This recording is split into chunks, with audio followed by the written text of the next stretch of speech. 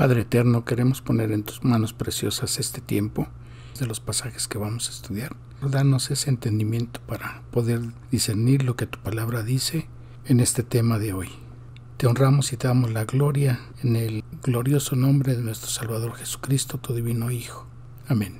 Hoy vamos a tocar un tema acerca de que nos revela la palabra de Dios de los años de la vida del Señor Jesucristo que no se mencionan en la Biblia, que son aproximadamente unos 18 años. En el pasaje del libro de Lucas habla de lo que sucedió cuando el Señor tenía 12 años y no se vuelve a hablar de su adolescencia ni de su juventud, sino hasta los 30 años. Entonces vamos a ver qué es lo que pudo haber sucedido en ese lapso y aparentemente no es relevante, pero sí es importante en el sentido de que muchos atribuyen cosas de lo que pudo haber sido su vida y que no menciona la Biblia y obviamente no es bíblico, porque esto demerita en cuanto a su deidad, puesto que algunos suponen que estuvo alejado de la comunidad judía para tener una preparación y supuestamente ser un maestro iluminado, pero vamos a ver que esto no es así. Bien, entonces abran sus Biblias en el libro de Lucas y vamos a ver a partir del versículo 1. Vamos a consultar algunas otras versiones nada más a manera comparativa. Entonces veamos a partir del versículo 1 en Lucas 2. Aconteció en aquellos días que se promulgó un edicto de parte de Augusto César que todo el mundo fuese empadronado, e iban todos para ser empadronados cada uno a su ciudad. Y José subió de Galilea, de la ciudad de Nazaret, a Judea, a la ciudad de David, que se llama Belén, por cuanto era de la casa y familia de David, para ser empadronado con María su mujer, desposada con él, la cual estaba encinta. Y aconteció que estando ellos allí se cumplieron los días de su alumbramiento. Y dio a luz a su hijo primogénito y lo envolvió en pañales y lo acostó en un pesebre, porque no había lugar para ellos en el mesón. Cumplidos los 8 días para circuncidar al niño, le pusieron por nombre Jesús, el cual le había sido puesto por el ángel antes que fuese concebido. Y cuando se cumplieron los días de la purificación de ellos conforme a la ley de Moisés, le trajeron a Jerusalén para presentarle al Señor.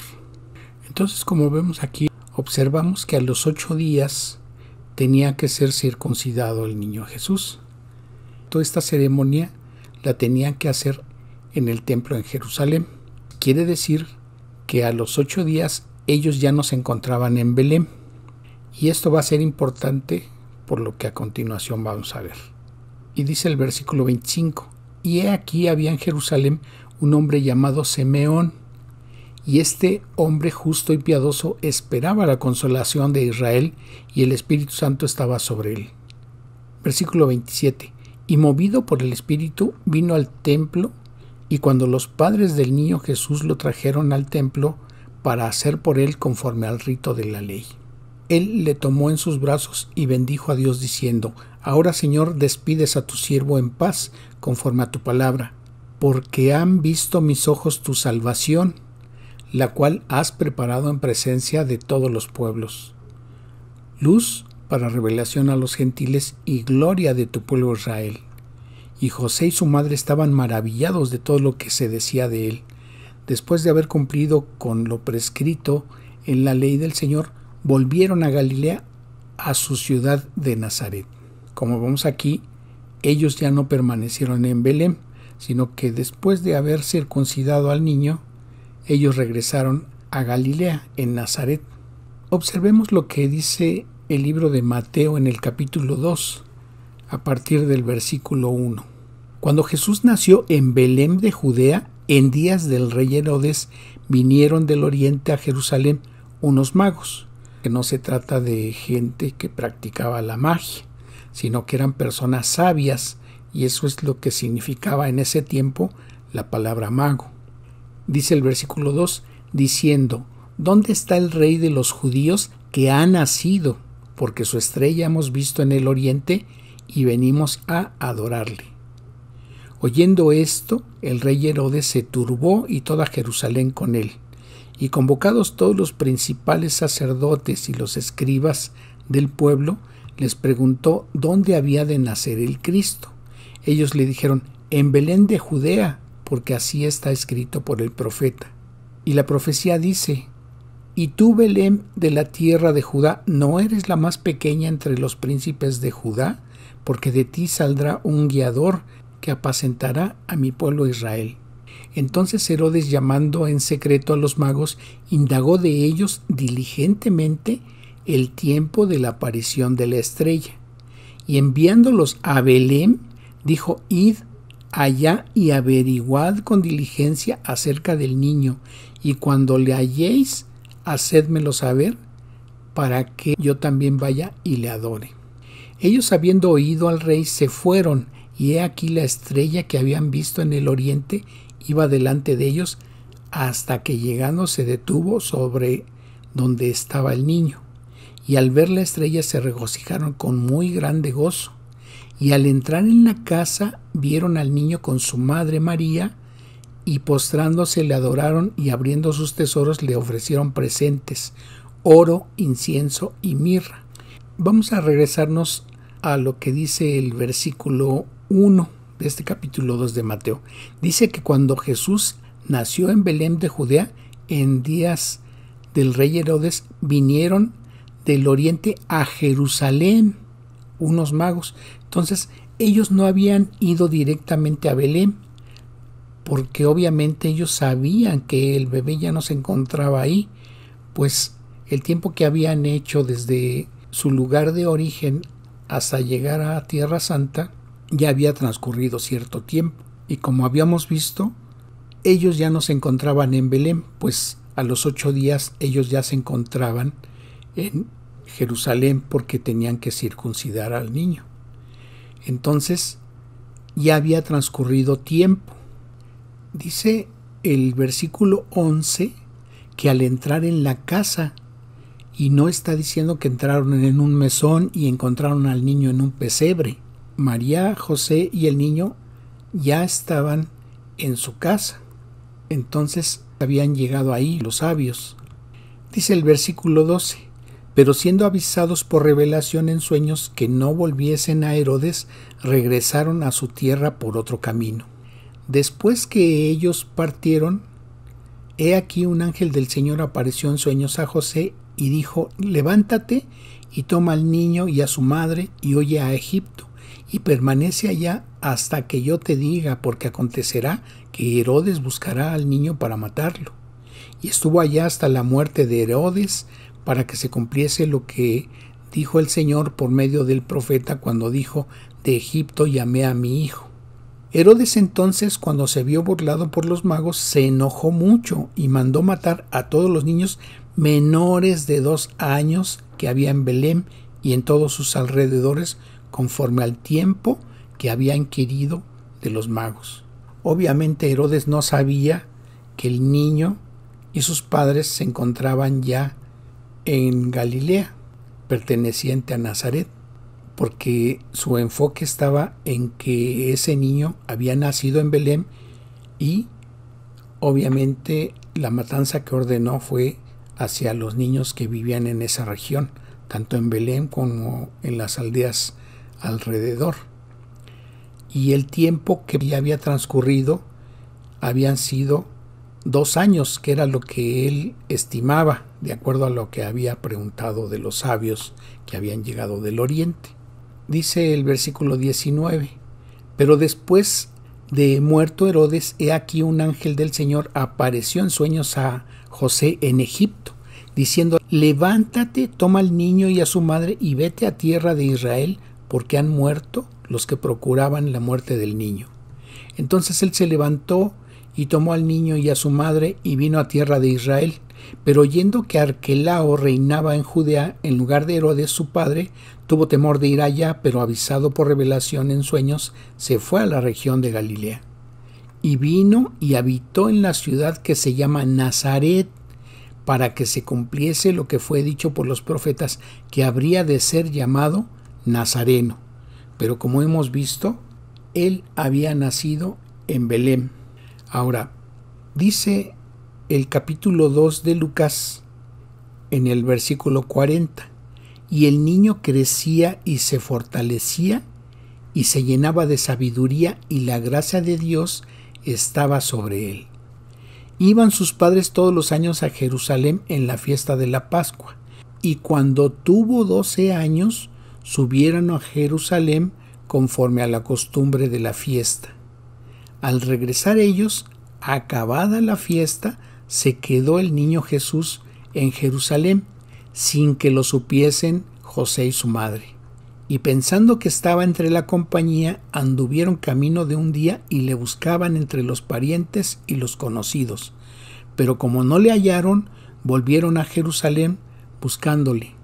Y aconteció que 3 días después le hallaron en el templo sentado en medio de los doctores de la ley, oyéndoles y preguntándoles. Y todos los que le oían se maravillaban de su inteligencia y de sus respuestas. Cuando le vieron, se sorprendieron, y le dijo su madre: Hijo, ¿por qué nos has hecho así? He aquí tu padre y yo te hemos buscado con angustia.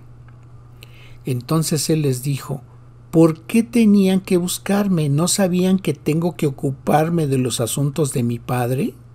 Pero ellos no entendieron lo que les quiso decir. Y descendió con ellos y volvió a Nazaret, y estaba sujeto a ellos, y su madre guardaba todas estas cosas en su corazón.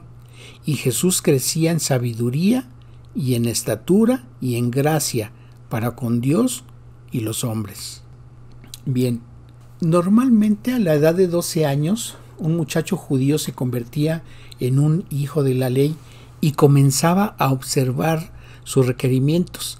De ahí que a los 12 años de edad Jesús no pasó mucho tiempo con sus padres en esa festividad. Como sabemos, a la edad de 5 años los niños judíos comenzaban su adiestramiento en la ley, y como era costumbre, desde los 12 años era normal que los niños fueran instruidos para que pudieran ingresar a la comunidad del judaísmo, y comenzaban a asistir a las festividades religiosas en Jerusalén. Entonces la incorporación oficial tiene lugar a la edad de los 13 años, que es algo que se hace patente en Deuteronomio 16:16.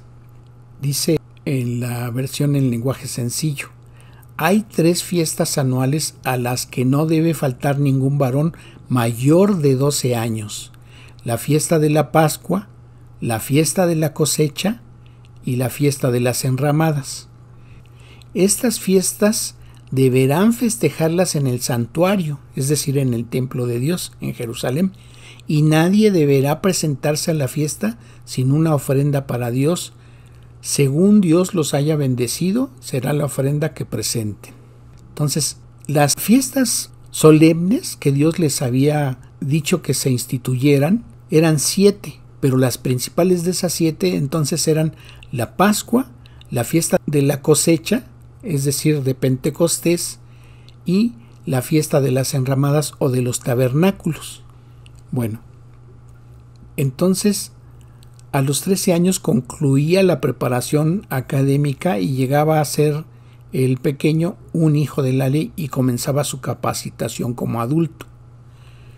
Precisamente por ello las leyes de Dios exigían que los varones asistieran en Jerusalén esas 3 ocasiones cada año para ir a esas grandes fiestas de la Pascua, de Pentecostés y de los tabernáculos. Como recordamos, la fiesta de la Pascua se celebraba en la primavera y le seguía la fiesta de los panes sin levadura o de Pentecostés. La fiesta de la Pascua, como recordamos, era todavía aún más importante, pues se conmemoraba la noche de la salida de los judíos de Egipto, cuando el ángel del Señor dio muerte a los primogénitos de Egipto y pasó por alto los hogares de los israelitas, porque habíamos visto que se protegieron en el momento en que celebraron la Pascua, y con la sangre de los corderos que habían sacrificado, habían untado sangre en los dinteles y en los marcos de las puertas para que de esta manera quedaran protegidas de ese juicio que Dios estaba trayendo sobre los primogénitos en Egipto. Entonces, como vemos, el Señor Jesús, siendo de esa edad de 12 años, se había quedado en el templo a un lado de los maestros que enseñaban la palabra. Entonces, durante la Pascua, los más destacados rabinos, ellos se reunían para enseñar y discutir esas grandes verdades de la palabra. Su inteligente discusión con los maestros era una indicación de la sabiduría que demostraría ya años después en el transcurso de su ministerio. Y Jesús era lo suficientemente maduro como para escuchar y aún responder preguntas. No era su juventud, sino la profundidad de sus pensamientos lo que asombraba a estos maestros. Entonces aquí la palabra no indica que Jesús estaba tratando de enseñarles, sino que ellos estaban impresionados por lo avanzado que él era como alumno. Por eso dice la palabra que crecía en estatura y en sabiduría. Y esto puede referirse no solamente a lo físico, sino a su desarrollo o madurez en el sentido tanto humano como espiritual. Y obviamente debemos tener presente que él crecía en su humanidad, pero siendo humano y no dejando de ser Dios, porque era 100% hombre, pero también 100% Dios, él jamás tuvo pecado, jamás cometió pecado. Ahora, ¿por qué en el viaje de regreso ni su papá ni su mamá se habían percatado de que él ya no iba con ellos? Los peregrinos que realizaban el viaje a Jerusalén para asistir a esas festividades normalmente viajaban en caravanas para protegerse de los asaltos en los caminos. Y ellos disponían grupos y en la parte delantera normalmente iban las mujeres y los niños y los varones avanzaban en la parte de atrás. Entonces quizá María pensaba que Jesús venía avanzando con su padre y muy probablemente José pensaba que Jesús venía viajando ya de regreso con María su madre. Ahora, en el momento en que tanto María como José lo encuentran en el templo, ellos quedan impresionados porque vemos que a la pregunta de María a Jesús sobre por qué les había hecho pasar esta angustia, Jesús muestra que tiene conciencia de una relación especial con su Padre Celestial, así como de su misión. Y la respuesta de Jesús a sus padres fue: deberíais saber dónde encontrarme, es decir, en la casa de mi Padre. Así, desde temprana edad Jesús tenía conciencia de una relación íntima con su Padre Celestial, de modo que iba más allá de la conciencia religiosa de un judío devoto de su edad o inclusive de mayor edad, y que estaba poniendo en primer lugar de su vida esa relación, aunque tenía cuidado obviamente también de obedecer a sus padres terrenales. Pero ese acontecimiento les mostró tanto a María como a José que su hijo tenía un carácter que iba más allá de lo que podían entender. Su crecimiento perfecto en ese sentido continuó durante la adolescencia y su juventud. Entonces, como vemos, esta es la primera insinuación de Jesús como el Hijo de Dios. Pero a pesar de dar a entender que conocía a su verdadero Padre Celestial, Jesús no desobedecía a sus padres terrenales, pues aun cuando era Hijo de Dios, Jesús permanecía bajo el cuidado y la guía de ellos. Entonces así volvió a Nazaret con María y José y vivió bajo su autoridad por otros 18 años. Como vemos, la Biblia no narra ningún acontecimiento en los próximos 18 años de la vida de Jesús, pero él aprendía y maduraba. Y como el mayor en su familia numerosa, ayudó a José, obviamente en la carpintería. Tal vez José murió en ese lapso, dejando en manos de Jesús la responsabilidad de cuidar a su familia. Y vamos a ver que sigue diciendo la palabra acerca de lo que podemos indagar o de lo que podemos entender que pudo acontecer en ese lapso, para no suponer otras cosas. Bien, algunos suponen que en ese lapso Jesús fue enviado probablemente con la secta de los esenios y que probablemente él tuvo preparación allí para obtener el conocimiento, la sabiduría que él aplicó durante su ministerio, y por eso muchos le llaman que fue un maestro iluminado, pero vamos a ver que esto no es así, y esto con fundamento en la palabra. Observamos que en Mateo 13, en el versículo 54, dice la palabra: y venido a su tierra, les enseñaba en la sinagoga de ellos, de tal manera que se maravillaban y decían: ¿de dónde tiene esta sabiduría y estos milagros? ¿No es este el hijo del carpintero? ¿No se llama su madre María y sus hermanos Jacobo, José, Simón y Judas? ¿No están todas sus hermanas con nosotros? ¿De dónde pues tiene todas estas cosas? Y se escandalizaban de él, pero Jesús les dijo: no hay profeta sin honra, sino en su propia tierra y en su casa. Y no hizo allí muchos milagros a causa de la incredulidad de ellos. Bien, a partir de este texto podemos observar que lo que estaban diciendo los judíos que observaban este tipo de cosas, lo conocían y conocían a su familia, y obviamente conocieron su niñez y conocieron su adolescencia y su juventud, pues de ninguna manera habrían podido saber que él no había ido a ningún lado con ninguna sectas a tener ese tipo de preparación. Pues ellos se hacían esa pregunta: ¿de dónde tiene esta sabiduría y estos milagros? O sea, para ellos no había explicación, porque obviamente ellos lo conocían del diario, conocían su vida y sabían que él no había tenido un tiempo de retiro espiritual en ningún lado. Entonces no se explicaban por qué él tenía esa sabiduría y por qué él podía realizar estos milagros. Y aquí cabe resaltar que durante su adolescencia y durante su niñez, la palabra no lo dice, pero es muy, muy probable que él no haya hecho ningún milagro, sino que reservó la manifestación de su deidad en ese sentido hasta que no se cumpliera el tiempo en que tenía que empezar su ministerio. Y la palabra obviamente dice en el capítulo 2 del Evangelio de Juan que su primer milagro fue cuando él convirtió en las bodas de Canaán el agua en vino. Ahí dice que ese fue su primer milagro.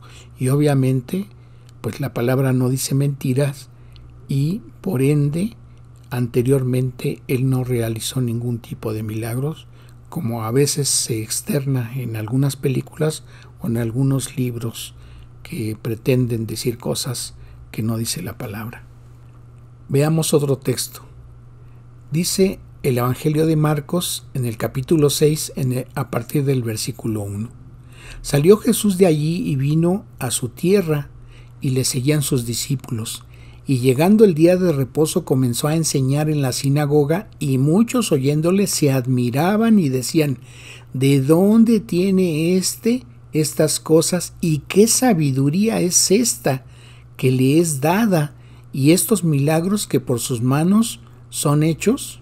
Entonces, cuando están diciendo que esa sabiduría le es dada, algunos estaban reconociendo que no sabían que él tuviera esa sabiduría, sino hasta el tiempo en que en su ministerio se estaba manifestando. Y dice el versículo 3: ¿no es este el carpintero, hijo de María, hermano de Jacobo, de José, de Judas y de Simón? ¿No están también aquí con nosotros sus hermanas? Y se escandalizaban de él. Y como vemos en este versículo, aquí estaban mencionando a qué se dedicaba el Señor. Dice: ¿no es este el carpintero? Entonces, él tenía una actividad, él tenía un trabajo.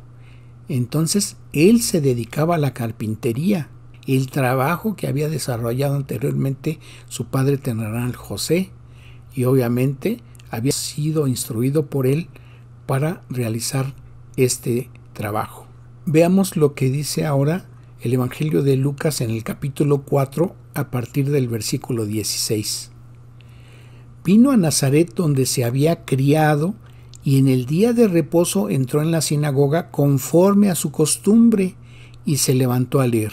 Bien, entonces como vemos, en ese transcurso de esos 18 años, que aparentemente no menciona la palabra, pero aquí hay elementos que nos hacen entender qué es lo que había transcurrido en ese lapso. Entonces, a él lo conocía la gente, sabía quiénes eran sus padres, quiénes eran sus hermanos, quiénes eran sus hermanas, sabían que él no se había ido ningún tiempo a ninguna tierra lejana, con ninguna secta, a recibir ningún tipo de instrucción, y sabían que él se dedicaba a la carpintería.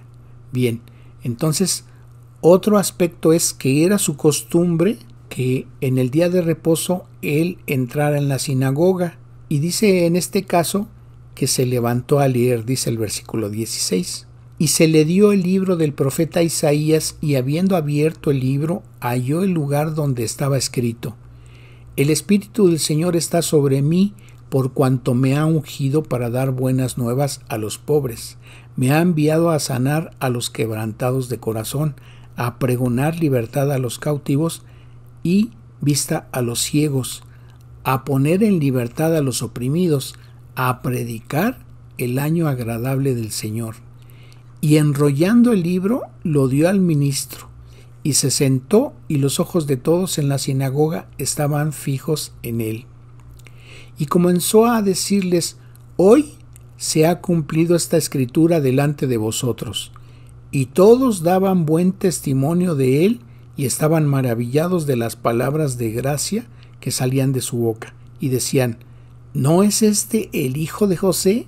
Como vemos, estos acontecimientos están presentes en las mentes de toda la gente. Lo que se menciona aquí es que ellos sabían su vida y obviamente sabían su testimonio, porque inclusive hay textos en los evangelios a donde él les cuestiona. Cuando lo criticaban, cuando lo juzgaban, él les llegó a decir que si alguien lo podía redarguir de pecado, ellos conocían que su vida era limpia y que él no había caído en cuestiones pecaminosas.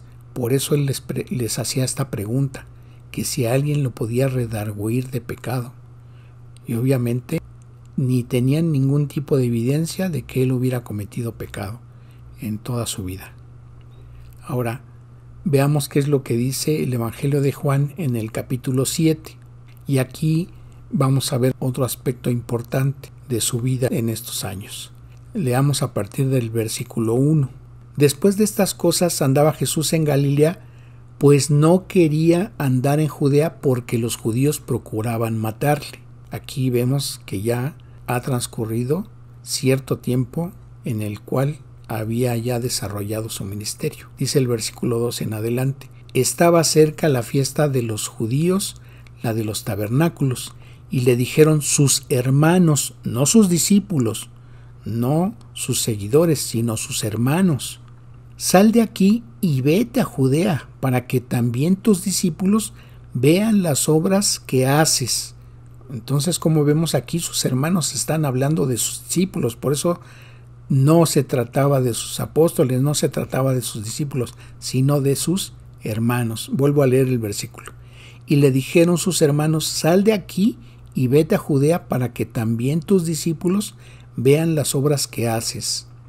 Porque ninguno que procura darse a conocer hace algo en secreto. Si estas cosas haces, manifiéstate al mundo, porque ni aun sus hermanos creían en él.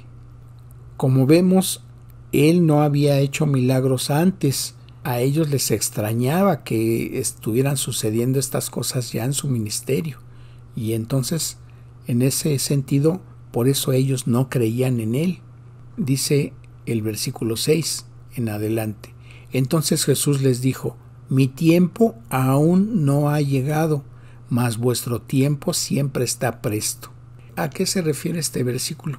Si vemos en la versión en lenguaje sencillo, ese versículo dice: pero Jesús les respondió: aún no ha llegado el momento de que todos sepan que soy el Hijo de Dios. Para ustedes cualquier hora es buena. ¿Por qué? Pues porque ellos vivían con Él, eran sus hermanos. Entonces el Señor estaba esperando el tiempo en que tenía que manifestarse a la gente. Dice el versículo 7: no puede el mundo aborreceros a vosotros, mas a mí me aborrece, porque yo testifico de él que sus obras son malas, es decir, las obras del mundo. Subid vosotros a la fiesta, yo no subo todavía a esa fiesta, porque mi tiempo aún no se ha cumplido. Y habiéndoles dicho esto, se quedó en Galilea. Dice el versículo 11: y le buscaban los judíos en la fiesta y decían: ¿dónde está aquel? Y había un gran murmullo acerca de él entre la multitud, pues unos decían: es bueno, pero otros decían: no, sino que engaña al pueblo. Mas a la mitad de la fiesta subió Jesús al templo y enseñaba. Vamos a leer aquí 3 versiones. Entre ellas es la Biblia al Día, Palabra de Dios para Todos y la Reina Valera. Dice el versículo 15: los judíos se admiraban y decían: ¿de dónde sacó tantos conocimientos sin haber estudiado? Dice el mismo versículo 15 en Palabra de Dios para Todos. Los líderes judíos estaban sorprendidos y decían: este hombre nunca ha estudiado, ¿cómo es que sabe tanto? Y la Reina Valera 60 en ese versículo 15: y se maravillaban los judíos diciendo: ¿cómo sabe letras sin haber estudiado? En este texto estamos comprobando que la gente no tenía evidencia de que el Señor Jesús hubiera tenido un tiempo de retiro, ni de preparación con ninguna secta, ni de decenios, ni de ninguna otra índole. Entonces, aquí están reconociendo que Él tiene una sabiduría que no saben aún de dónde Él la tenía. Vamos a leer aquí 3 versiones. La Nueva Traducción Viviente, la Biblia en lenguaje sencillo y la Reina Valera. Dice el versículo 16: así que Jesús les dijo: mi mensaje no es mío, sino que proviene de Dios, quien me envió. Dice el mismo pasaje del versículo 16 en la versión en lenguaje sencillo: Jesús les contestó: yo no invento lo que enseño, Dios me envió y me ha dicho lo que debo enseñar. Y la Reina Valera 60 en ese versículo 16 dice: Jesús les respondió y dijo: mi doctrina no es mía, sino de aquel que me envió. Entonces, aquí el Señor les está contestando a esa interrogante que la gente tenía. ¿De dónde había sacado Él esa sabiduría, esa doctrina, esa enseñanza? Y aquí el Señor les está revelando que esa enseñanza era un mensaje de parte de Dios, su Padre. Sigue diciendo el versículo 17: si alguien quiere obedecer a Dios, podrá saber si yo enseño lo que Dios ordena o si hablo por mi propia cuenta. Dice el mismo versículo 17 en la versión Dios habla hoy: el que esté dispuesto a hacer la voluntad de Dios podrá reconocer si mi enseñanza viene de Dios o si hablo por mi propia cuenta. Entonces, aparte de decirles el Señor que esa doctrina, ese mensaje que Él traía era de parte de Dios, les estaba diciendo que examinaran lo que Él estaba enseñando para que comprobaran. Obviamente, si ellos querían hacer la voluntad de Dios y eran honestos, tenían que llegar a la conclusión de que la enseñanza era de parte de Dios. Bien, ¿y qué es lo que dice el Evangelio de Juan en el capítulo 6 a partir del versículo 39?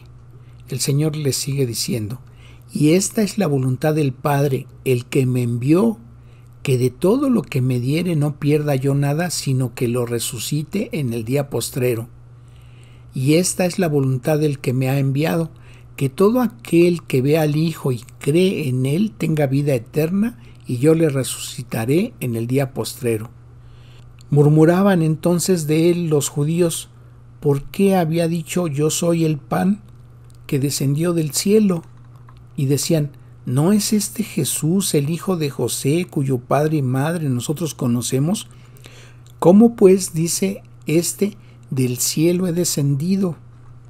Bien, como hemos visto, hay elementos que nos dan a entender qué fue de su vida durante esos 18 años y parte de lo que Dios nos revela en su palabra, de lo que fue acerca de su ministerio.